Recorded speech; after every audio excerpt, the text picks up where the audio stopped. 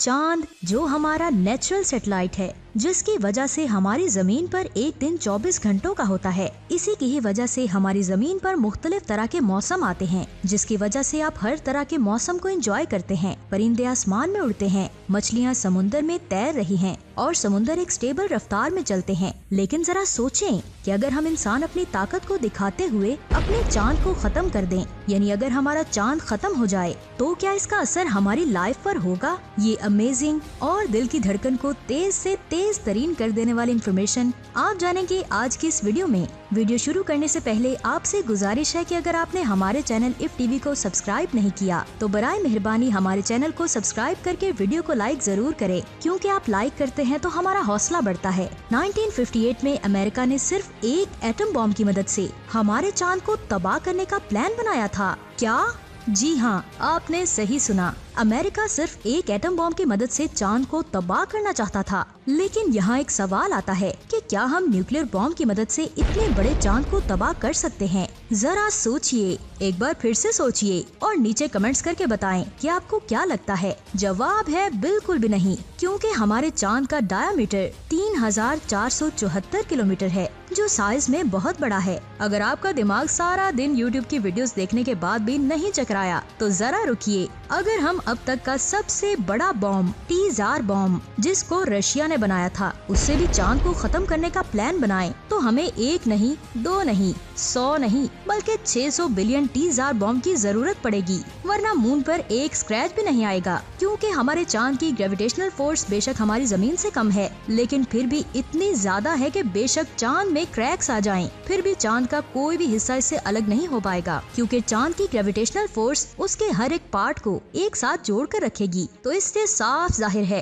कि चांद को खत्म करने के लिए हमें 600 बिलियन एटम बॉम्ब्स के साथ साथ बहुत सारा पैसा भी चाहिए होगा, जो अभी तक दुनिया की किसी भी कंट्री के पास नहीं है। तो अब हम अपना प्लान चेंज करते हैं और चांद को खत्म नहीं करते। लेकिन जरा सोचें कि क्या होगा अगर हमारा चांद खुद अपने आप ही खत्म हो जाए। यहाँ मैं आपको बता दूं कि चांद खुद ब खुद खत्म नहीं हो सकता, क्योंकि चांद के अंदर कोई भी लावा मौजूद नहीं है जो फटकर बाहर आए, जिसकी वजह से चांद खत्म हो जाए। लेकिन मुझे यकीन है कि ये सुनकर आपके माइंड में ये सवाल जरूर आ रहा होगा कि मैंने अपने इस वीडियो में कहा है कि आज से अरबों साल पहले चांद पर एस्टेरॉइड्स की बारिश हुई थी, तो चांद के अंदर मौजूद लावा बाहर आ गया था, जिसकी वजह से चांद की सतह पर ये निशान बने थे। तो अब वो लावा कहाँ गया? इफ टीवी के दोस्तों, मैं आपको बता दूं, वक्त के साथ साथ चांद के अंदर का लावा खुद ब खुद जमकर पत्थर बन गया है, जिसकी वजह से हमारा ये प्यारा सा चांद खुद ब खुद खत्म नहीं होगा। लेकिन फिर ये खत्म होगा कैसे? जरा सोचिए, एक बहुत बड़ा एस्टेरॉइड हमारी कायनात में घूम रहा था। घूमते घूमते वो हमारे चांद से टकरा गया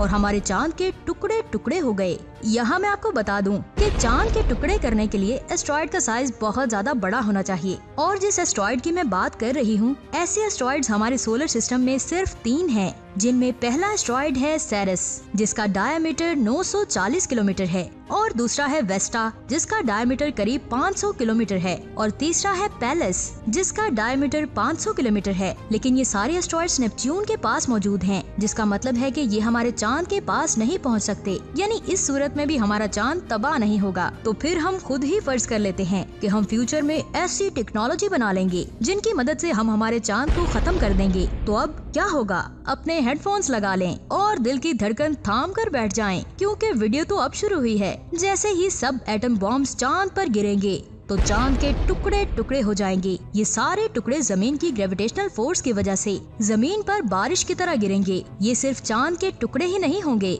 बल्कि आग से लिपटे हुए पत्थर बहुत तेज रफ्तार में हमारी जमीन पर गिरेंगे, जिसका मतलब है हर तरफ तबाही। इस तबाही में इंसान मरेंगे नहीं, बल्कि इंसानों के टुकड़े टुकड़े होंगे, और साथ ही वो लोग भी तड़प तड़प कर मर जाएंगे जिन्होंने चांद को एटम बॉम्ब्स के जरिए तबाह किया था। लेकिन इसकी दूसरी कंडीशन भी क्रिएट हो सकती है। जिस चांद को हम इंसानों ने तबाह किया था, उसके टुकड़े जमीन पर नहीं बरसेंगे, बल्कि वो जमीन के गिर्द ऑर्बिट करने लगेंगे। यहाँ पर एक सवाल आता है, क्या अब हम इंसान बच जाएंगे? इफ टीवी की फैमिली, मैं आपसे पूछती हूँ, आपको क्या लगता है? नीचे कमेंट्स करके जरूर बताएं। अगर आप सोच रहे हैं कि अब हम बच जाएंगे, तो मैं आपको बता दूं आप बिल्कुल गलत सोच रहे हैं। अब तबाही पहले से कई गुना ज्यादा होगी। चांद की वजह से हमारी जमीन एक स्टेबल रफ्तार में अपने एक्सिस पर रोटेट करती है, जिसकी वजह से हमारी जमीन पर एक दिन 24 घंटों का होता है। लेकिन जब हम चांद को खत्म कर देंगे तो चांद के बगैर हमारी जमीन के घूमने की रफ्तार बहुत ज्यादा तेज हो जाएगी और हमारी जमीन पर एक दिन 6 से 7 घंटों का हो जाएगा।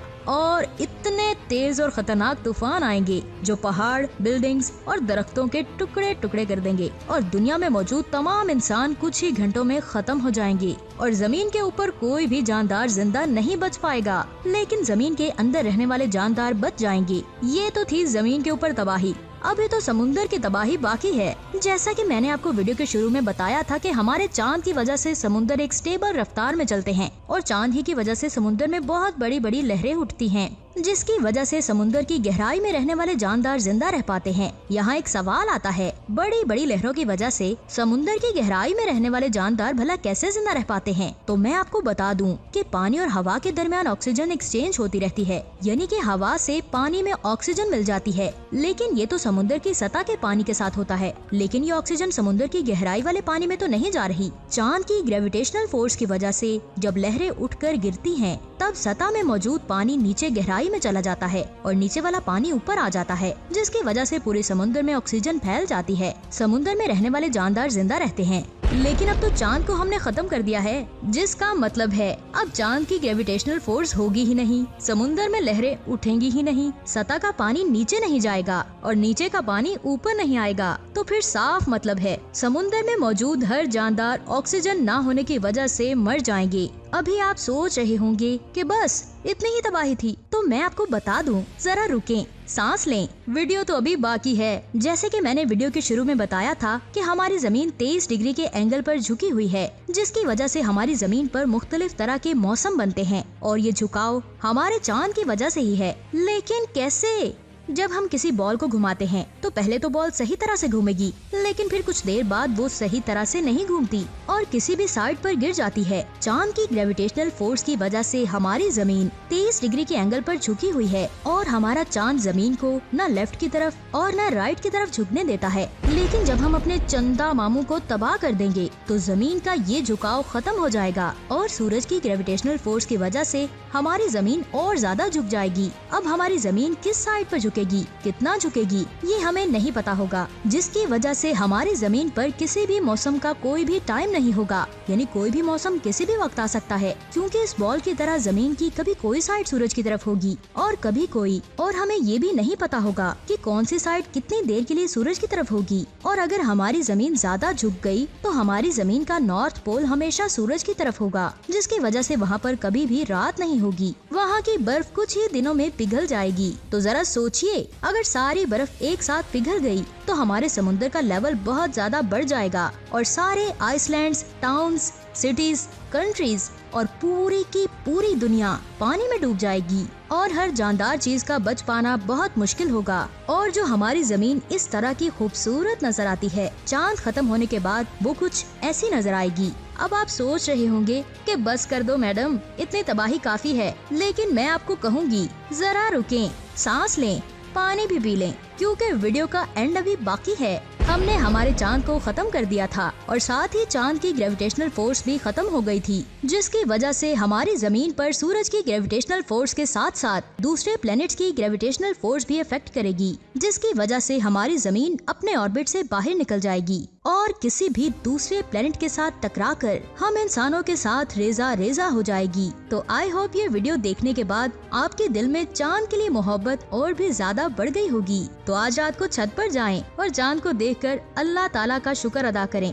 तो इफ टीवी के दोस्तों, आज की अमेजिंग वीडियो आपको कैसी लगी? अगर अच्छी लगी तो इस वीडियो को लाइक करके अपने दोस्तों के साथ शेयर करें। अगर इस वीडियो को आपने ज्यादा से ज्यादा लाइक किया तो हम ऐसी ही एक और अमेजिंग वीडियो लेकर हाजिर हो जाएंगे। तो जल्दी से वीडियो को लाइक एंड शेयर करें और स्पेस की ऐसी अमेजिंग वीडियोस को देखने के लिए हमारे चैनल को सब्सक्राइब करके बेल आइकन को जरूर प्रेस करें, ताकि नई आने वाली वीडियोस की नोटिफिकेशन आपको मिल सके। अपना बहुत सारा ख्याल रखिएगा। खुदा हाफिज।